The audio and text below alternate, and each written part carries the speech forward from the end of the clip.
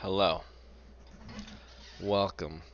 Henry George Daily Devotional, Episode 11, Week 3, Book 2, 1, Chapter 2 of Progress and Poverty. What is it? An increase. Dang. Progress and Poverty. The full title. Oh, we're wasting precious time. An inquiry into the cause of industrial depressions and of increase of want with increase of wealth, the remedy. Alright, we are in Chapter 2, Book 1, uh, which is, Chapter 2 is the meaning of the terms. Alright, we're about to find out that we'll have no difficulty in defining wealth. Cool. When we speak of a community, also I just learned that there is some version of Progress and Poverty called the Drake version, which is an abridged version of or an edited version of Progress and Poverty for the modern reader. But we're going for the raw George here. When we speak of a community increasing in wealth, as when we say that England has increased in wealth since the ascension of Victoria, or that California is a wealthier country than when it was a Mexican territory, we do not mean to say that there is more land, or that the natural powers of the land are greater, or that there are more people. For when we wish to express that idea, we speak of increase of population, or that the debts or dues owing by some of these people to others of their number have increased. But we mean that there is an increase of certain tangible things, having an actual and not merely a relative value, such as buildings, cattle, tools, machinery, agricultural and mineral products, manufactured goods, ships, wagons, furniture, and the like. The increase of such things constitutes an increase of wealth. Their decrease is a lessening of wealth. And the community that, in proportion to its numbers, has, for a second I thought I wasn't recording, has most of such things is the wealthiest community. The common character of these things is that they consist of natural substances or products which have been adapted by human labor to human use or gratification, their value depending on the amount of labor upon which the average would be required to produce things of like kind. Interesting. And notice this sort of association of its value with the amount of labor upon the average would be required to produce things of like kind. I'm trying to learn a little bit more about Marxism these days so I can tell Marxists how stupid and evil they are and how they should be Georgists. I hope I just triggered all of the Marxists listening and that they I don't know why I did that. I don't know. Just want to be provocative. Anyway, I'm not sure if the value of a thing is really linked to the average time it would be required to produce it. I think the value of a thing is what you can use it for, regardless of how long it took you. But its trade value would likely be linked to how long it took to make it on average. How much, you could trade it for. Like, water is super duper valuable to me. However, it's super cheap because it's not hard to get it. But it is of extreme value. Anyway, I always, when I find little pieces of George that I can disagree with, it makes me feel like, oh yes, I'm very honest and self-aware. Alright, we'll keep going. Thus, wealth, as alone the term can be used in political economy, consists of natural products that have been secured, moved, combined, separated, or in other ways modified by human exertion, so as to fit them for the gratification of human desires. It is, in other words, labor impressed upon matter in such a way as to store up, as the beat of the sun is stored up in coal, the power of human labor to minister to human desires.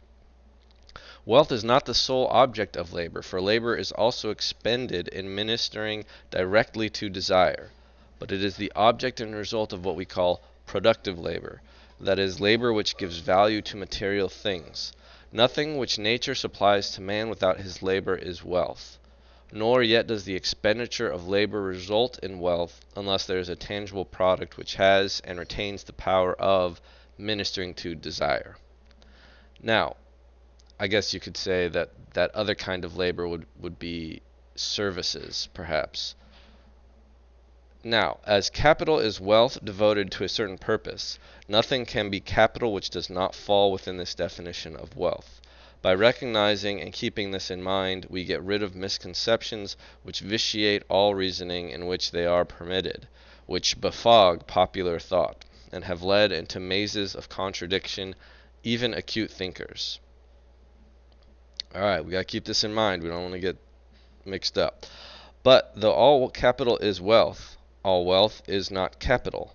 Capital is only a part of wealth, that part, namely, which is devoted to the aid of production. It is in drawing this line between the wealth that is and the wealth that is not capital that a second class of misconceptions are likely to occur.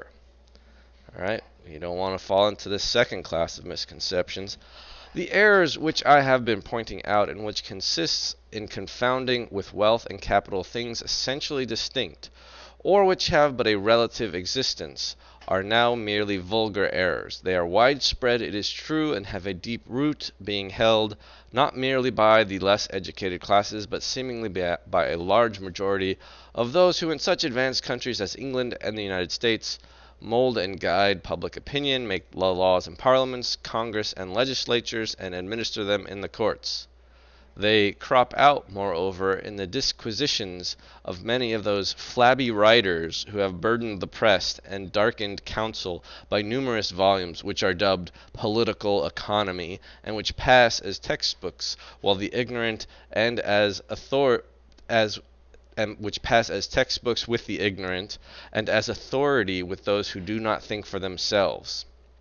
Nevertheless, they are only vulgar errors, inasmuch as they receive no countenance from the best writers on political economy. By one of those lapses which flaw his great work, and strikingly evince the imperfections of the highest talent, Adam Smith counts as capital certain personal qualities, an inclusion which is not consistent with his original definition of capital as stock from which revenue is expected. But this error has been avoided by his most eminent successors, and in the definitions previously given of Ricardo, McCulloch, and Mill, it is not involved. Neither in their definitions nor in that of Smith is involved the vulgar error which confounds as real capital things which are only relatively capital, such as evidences of debt, land values, etc. But as to things which are really wealth, their definitions differ from each other and widely from that of Smith as to what is and what is not to be considered as capital. So they agree on what wealth is generally, but they mess up when it's distinguishing wealth and capital. The stock of a jeweler would, for instance, be included as capital by the definition of Smith, and the food or clothing in possession of a laborer would be excluded. But the definitions of Ricardo and McCulloch would exclude the stock of the jeweler, as would also that of Mill, if understood as most persons would understand the words I have quoted. But as explained by him, it is neither the nature nor the destination of the things themselves which determines whether they are or are not capital, but the intention of the owner to devote either the things or the value received from their sale to the supply of productive labor with tools, materials, and maintenance. All these definitions, however, agree in including as capital the provisions and clothing of the laborer, which Smith excludes. Yeah, I remember. This is why I was talking about making a chart of everybody's opinions on what is and is not labor, capital, wealth. Yeah, but I'm not doing that. Not today. Let us consider these three Oh, how are we doing? We're at 10 minutes. All right, we'll stop after this sentence/paragraph. Let us consider these three definitions which represent the best teachings of current political economy. Well, I talked a lot. We didn't go very far, but tomorrow is a new day. I was gonna say something to you guys. I wrote a note. My note says, remind you what year George wrote. 1879. 14-ish years after Civil War. I don't know why that was really important to me. Probably when he might have mentioned the slavery bit, he knew what he was talking about. All right. Tomorrow I will be able to live stream on. I'll be able to use Restream to live stream on both Twitch and YouTube at the same time. I had to wait like a 23-hour period or something for the YouTube channel to set up. I could have done it just YouTube today, but whatever. Sayonara.